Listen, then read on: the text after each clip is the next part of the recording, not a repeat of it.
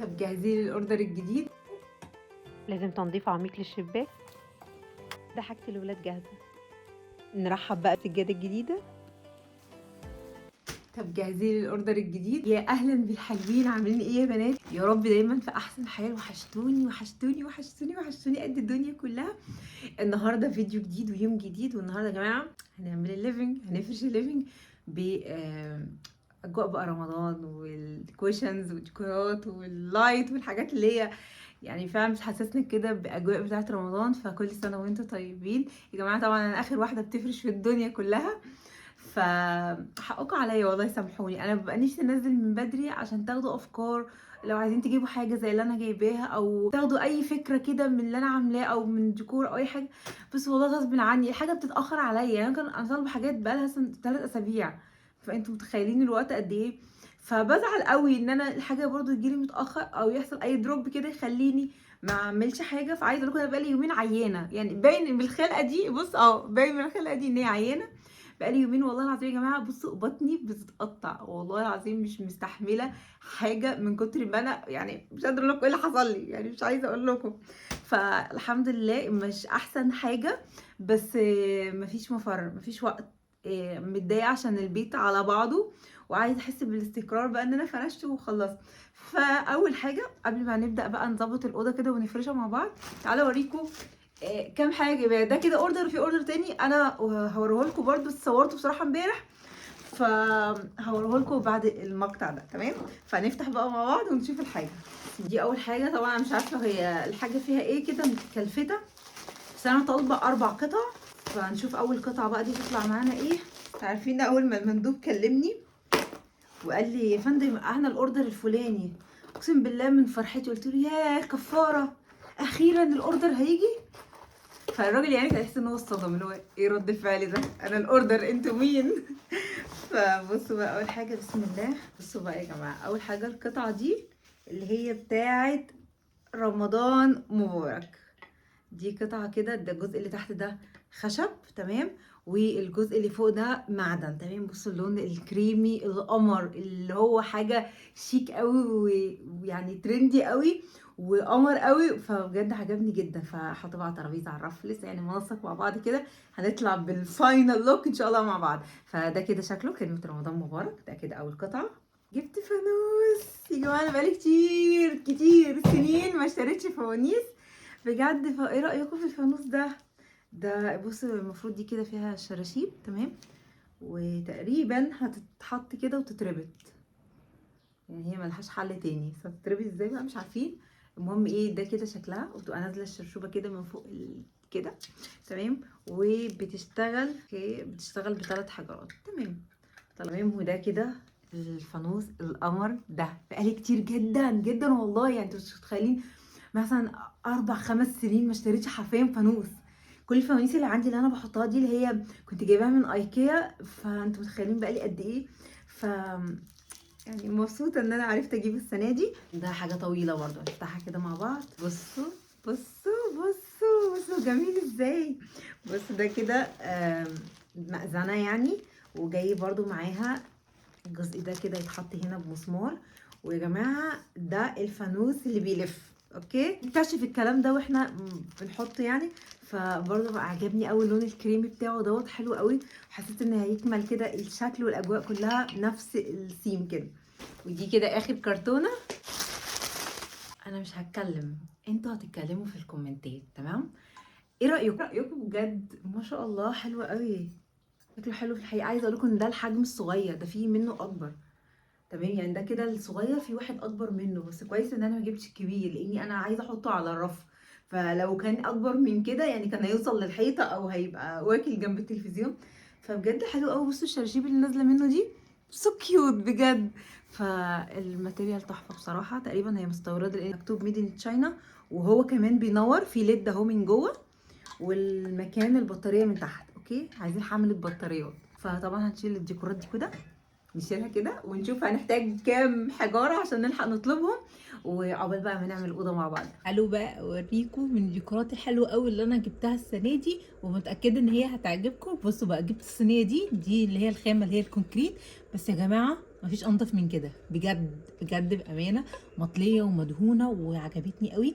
دي كده الصينيه ما شاء الله كبيره، تقريبا 35 في 30 او 35 في 35، فهي مساحتها ومقاسها كبير قوي. حلو قوي ان احنا نحط عليها ديكورات رمضان. وممكن فيما بعد لو انا عايزه احط مثلا مقابض هنا ولا حاجه تكون شكلها جولد، هتبقى شكلها حلو قوي. الفانوس القمر ده برضو بصي، ده شكله برضو تحفه قوي، مقسوم كده جزئين.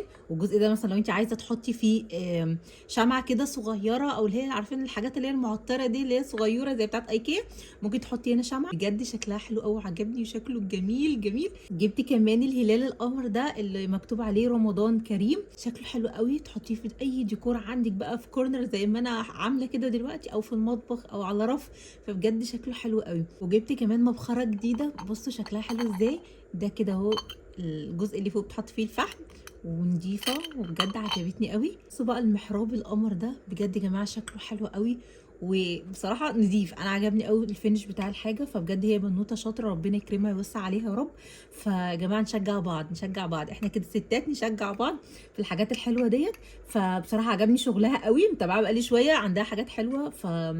فقلت لا اطلب منها الحاجه. وكمان بعتت لي لسه اسعار، فاسعارها بجد حلوه قوي، حاجات كلها 40 50 60. عارفين الاسعار ديت؟ يعني في حاجات بسيطه قوي اللي هي معديه ال 100، اللي هي الحاجات اللي هي الكبيره، لكن بجد يا جماعه الحاجه حلوه والفينش بصراحه جميل. وده طبعا اصغر مدفع هتشوفوه في حياتكم، بصوا عامل ازاي، صغير قوي. فبجد عجبني قوي. ده كده واحد، جبت منه اتنين. وشوفوا لي جمال المأذنه، شايفين يا جماعه الحلاوه؟ تحفه تحفه بجد، شكلها حلو قوي. ممكن تحطي هنا فرع ليد ولا حاجه ينور لك. فشكله حلو، عجبني قوي الشكل بتاعه والفينش بتاعه. اهم حاجه الملمس بتاعه ناعم كده مش خشن. وده اصغر بيت ديكور هتشوفوه. الشكل ده ترندي قوي قوي، وعايزه اقول لكم ان هو بيتباع ب 400 و500، فهو كان سعره في السوق رخيص جدا جدا. فعجبني قوي. ان الحلو فيه بقى انك تستخدميه في كذا حاجه، ممكن تحطي عليه ديكور كده، اكسسوارات في بتاعتك، خاتم، عارفين الحاجات اللي هي البسيطه الرقيقه دي، تحطي فيه ارواج مثلا، اي حاجه. فهو ينفع في كذا حاجه. بس انا قلت احطه في المطبخ واحط عليه ايه الديكورات. اقول لكم احط عليه ايه. بصوا جبت دي اللي هي كلمه هلي هلالك، بصوا حلوه ازاي، عجبتني قوي. هي بصراحه كانت حطاها كده في الصور، فعجبتني الفكره ان هي حطاها هنا. وكمان كانت حاطه الهلال القمر الصغير ده، بصوا كيوت ازاي. فهنحط الهلال ده كده. انتوا ايه رايكم؟ هينور الرخام انا متاكده. وجبت كمان كلمه رمضان، هي بصراحه كانت مقفله لي كل حرف لوحده، فعجبني قوي. انا جبت منه الابيض، وجبت اللون اللي هو الذهبي. بصوا يا جماعه شكلها حلو ازاي. بصراحه البنوته ذوق قوي، انا لقيتها حاطه لي دول هديه ولفاهم كده في يونكم، لفه هدايا يعني. فبجد يعني مش عارفه اقول لها ايه، شكرا قوي. حلو قوي برده يتحط كديكور كده. فان شاء الله نحط الحاجات دي كلها مع بعض. حلوين. قولوا لي انتوا ايه رايكم فيهم. تعالوا بقى نبدأ نستعد ونشيل كل الحاجات اللي موجودة في الأوضة عشان نفضيها. أنا كل مرة أقول أنا عملت تنظيفات عميقة، أنا مش هعمل الفترة اللي جاية حاجة، ويحصل حاجة تقولي لا لازم تنظفي، لازم تروقي، لازم البيت يبقى على سنجة 10، عشان احنا داخلين على موسم يا جماعة وحاجة جديدة. فعندنا مناسبة اللي هي رمضان إن شاء الله، فلازم نحتفل بيه ويدخل علينا كده يا رب البهجة والسرور، وندخل دايما الفرحة على اهل بيتنا. فقلت ما بديهاش بقى، يعني خلاص انا كده كده هنضف، هشيل الكوشنز، هشيل السجاد. طبعا زي ما انتم شايفين اصلا كنت شايلاها عشان كنت موديه السجاد كله يتغسل، وبتاع الريسبشن كمان عشان افرشه على طول على نظافه. فقلت انا كده كده هشيلها عشان جبت سجاده جديده، هوريها لكم طبعا في الاخر واحنا بنفرش. نفسي اجيبها، بصوا من شهر 7 اللي فات، وكنت هجيبها عشان افرشها في دخلة الشتاء. بس الوقت اللي انا كنت رايحه اطلبها فيه الوقت اللي اياد تعب فيه ودخل المستشفى واتحجز. فطبعا اتلهيت وبعد كده المدارس دخلت، وبعد كده عملنا تنظيفات الشتاء، فاللي هو خلاص انا يعني اتلهيت. فبعد كده قلت ايه، طب ما انا عايزه احط حاجات فيها الوانات كده معينه هتليق معاها، طب ما اجيبها. وفعلا طلبتها برضو من حوالي اسبوعين كده 3. فاول طبعا ما الحاجات بتتعمل وبتيجي. فجماعه لما تكونوا عايزين تجيبوا حاجه ما تعملوش زيي، ما تقعدوش لاخر الوقت، يطلبوا حاجاتكم او ينزلوا هاتوا حاجاتكم قبلها بشهر كده ولا حاجه. لان فعلا في حاجات لو انت مثلا جايباها بنفسك اوكي خلاص، انت نازله هتجيبيها عارفه امتى وفين وبتاع. لكن انك تعتمدي بقى على حد تاني هتجيبيها اونلاين، انت انسى بقى، انت بتبقي مستنيه بقى حاجه تجيلك زي ما تاخد اسبوع 2 كده. فالمهم الحمد لله يعني ان الحاجه كلها جت، وده اللي اخرني برضو في فرش الليفينج. بس الحمد لله يعني. المهم هنا كنت بوريكم انا اشيل الستاره، شلت الديكورات والكوشن، شلت كل حاجه. كنت بنضف بس الشجره دي عشان اطلعها بره، ونبدا بقى نكمل تنظيف الاوضه بتاعتنا الحلو. أنا قلت كده كده هشيل الستاير وهفرش، يبقى لازم نزعف، يبقى لازم ننضف. وبحمد ربنا، ده من رضا ربنا عليا، ان انا ما نضفتش قبل العاصفه الترابيه، مع اني انا كنت ناويه. بصوا كنت ناويه ان انا اقوم الصبح ده يوم من العاصفه ان انا انضف الليفينج. وبعدين يعني قمت اتخضيت اصلا، لقيت إن الدنيا صفراء، اللي هو ايه ده انا كنت رايحه انضف الاوضه، ازاي كده؟ وما طبعا ما نضفتهاش وما عملتش حاجه فيها. وتاني يوم جالي مشاوير فما عرفتش اعمل حاجه. فاليوم التالت اللي هو ايه، الحمد لله ان انا ما حطيتش ايدي فيها ولا عملت حاجه، الحمد لله. فخلصنا التراب، ولسه طبعا احنا لسه زوبعه كده ممكن تيجي تاني، فالحمد لله على كل حال. بس طبعا قلت انضف الشباك كده عشان كان مطرب الفتره اللي فاتت، وخد تراب زياده من العاصفه. فالحمد لله نضفناه وزعفنا ولمعنا، وخليت الاوضه يعني على سنجة 10. انبسطت قوي، بحب جدا لما اكون هفرش حاجه جديده اني انا اكون بنضف قبلها. ما بحسش كده بنظافه الحاجه اللي انا حطاها او برونقها او بجمالها، الا لو المكان نفسه اللي انا حطيت فيه الحاجه ده نضيف. طب انا هفرش ملايه جديده، هفرش ملايه نضيفه، ما ينفعش الاوضه تبقى متبهدله. لازم الاوضه تبقى نظيفه، لازم تبقى متلمعه، لازم الارض نظيفه، لازم الحاجه متروقه، كل حاجه تبقى في مكانها. كده بقى انا افرش الارض، افرش ستاره، افرش سجاده، احط حتى لو فازه، المكان بتاعي نضيف، انا كده ضميري مرتاح يعني. فالمهم، فانبسطت والله الحمد لله ان انا عرفت اجيب الحاجات دي السنه دي. بصوا انا ما اشتريتش طقم كوشن جديد، انا عندي اللي انا جبته السنه اللي فاتت مش هفرشه السنه دي، يعني هفرش حاجه تانية. بس انا مش كل سنه لازم اجيب طقم كوشنز او اجيب حاجات معينه. انا ممكن اشوف السنه دي مثلا، يعني السنه اللي فاتت جبت طقم كوشنز، ما جبتش ولا ديكورات ولا ستاير ولا سجاد ولا جبت اي حاجه، هي طقم الكوشنز اللي جبته بالرنر وفرشته ساعتها معاكم، والحمد لله على كده.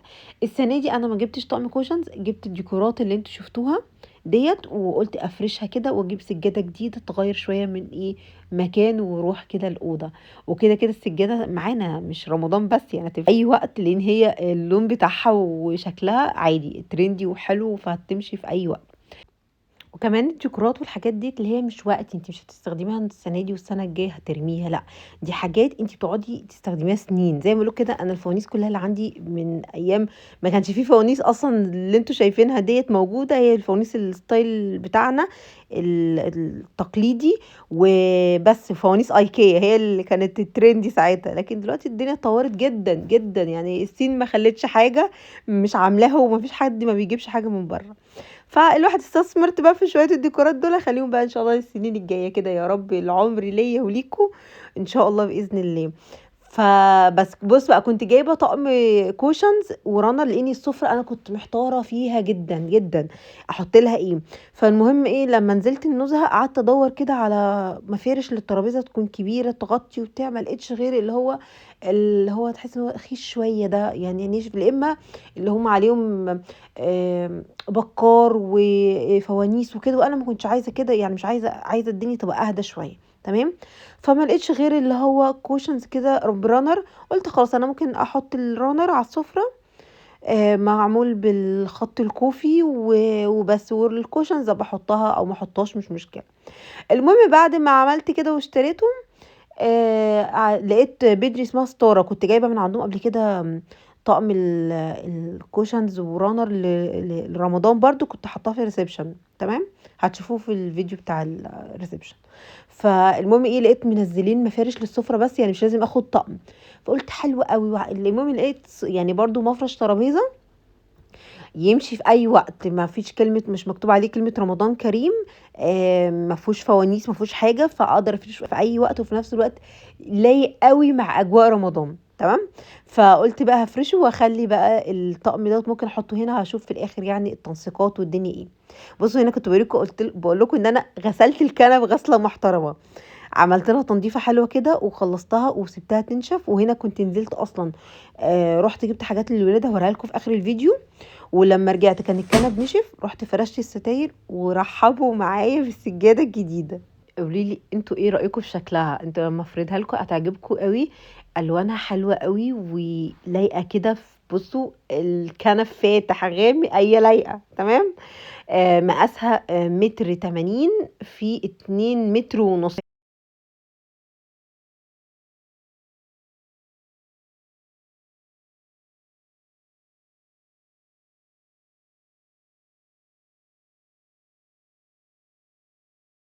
حلوة أوي، كانت عاملة 800، تيجي ميسي كانت عاملة 700 تقريبًا، بس ما كانتش موجودة يعني، فقُلت خلاص مش مشكلة في ال30 سنتي دول هيخشوا تحت الكنبة كده، كده.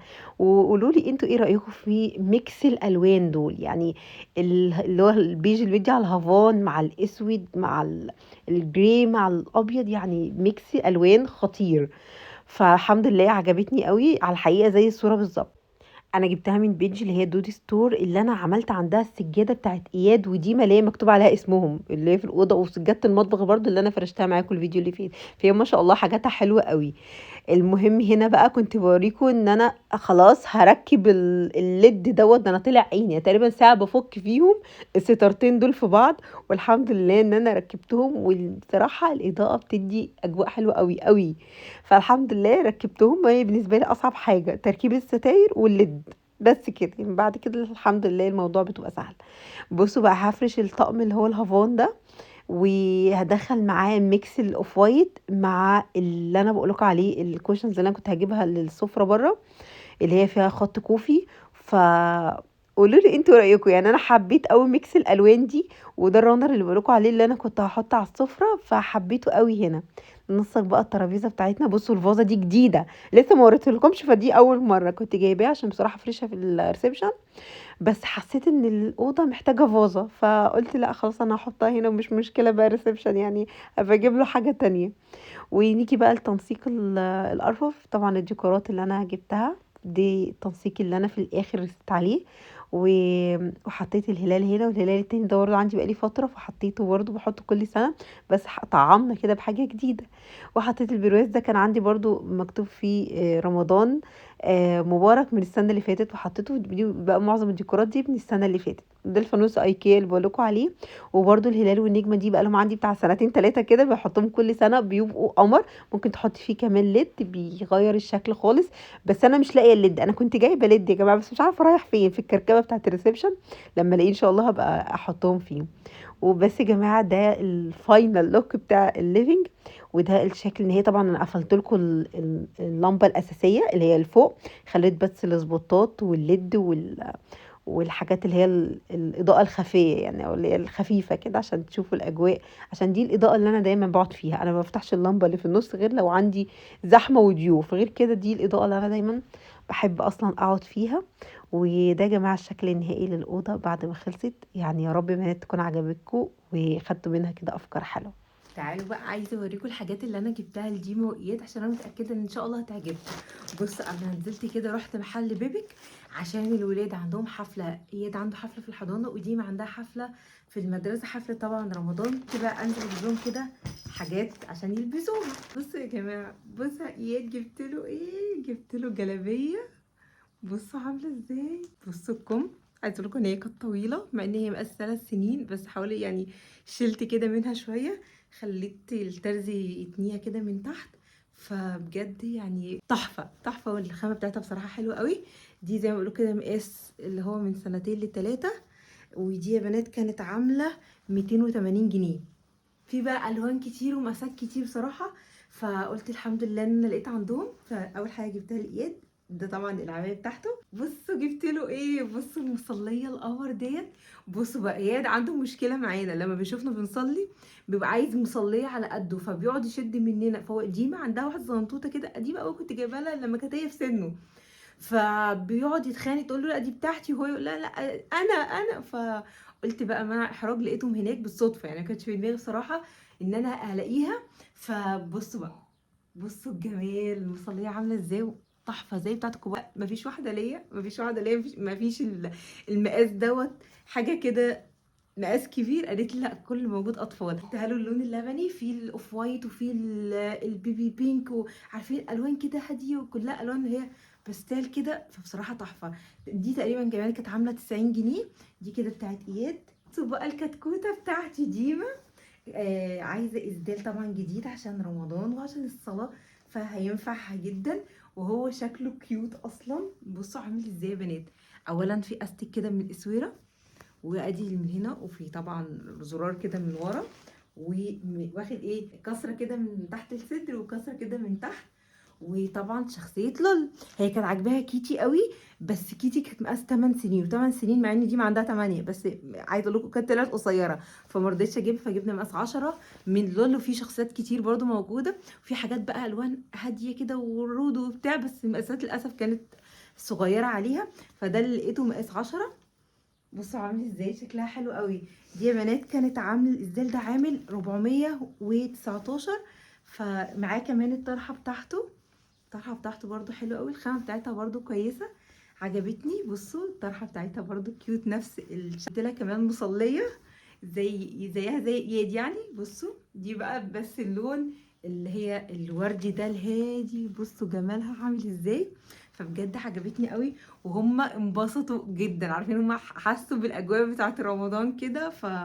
فبس قلت اوريكم الحاجات ديت عشان هم طبعا عندهم حفله بكره وهيلبسوها، وفي نفس الوقت عشان انتوا لو عايزين تجيبوا حاجه لاولادكم تفرحوهم بيها، روحوا هناك بيبيك هتلاقوا عنده حاجات حلوه قوي للاطفال. هنا بقى جهزت لهم الحاجة بتاعتهم اللي هيروحوا بيها المدرسة والحضانة، وحطيت لهم الفوانيس، وبنوتي كبرت وجابت فانوس مش لعبة، وطبعا كويت لهم الحاجة بتاعتهم عشان تبقى جاهزة. طبعا انا ما نسيتش نفسي، انا اشتريت اسدال جديد، بس دوت انا طلبته من بيج اونلاين وجالي وعجبني اللون بتاعه، حسيته كده حلو وريحته حلوه. بصوا بقى هو عباره عن اسدال، تحس ان هو ستان كده، جميل. بصوا الالوان اللي هو البيبي بلو ده، رايق رايق، لون رايق وهادي كده، وفي اسوره كده من الجنب. بصوا يا جماعه هو هيبان قوي قوي وانا لابساه، تمام؟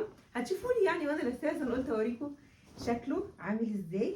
بصوا ومقاساته حلوه، بيلبس لحد تقريبا 110، فمقاساته حلوه مرحرح كده.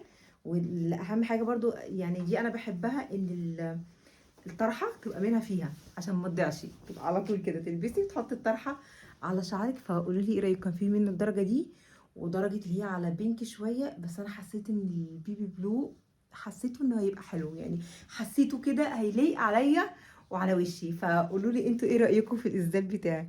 بس يا حلوين ده كان فيديو النهارده، يا رب يا بنات يكون عجبكم وكان كده خفيف على قلبكم.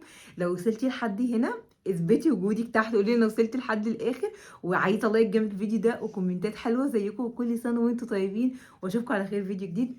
هتوحشوني، باي باي، مع السلامه.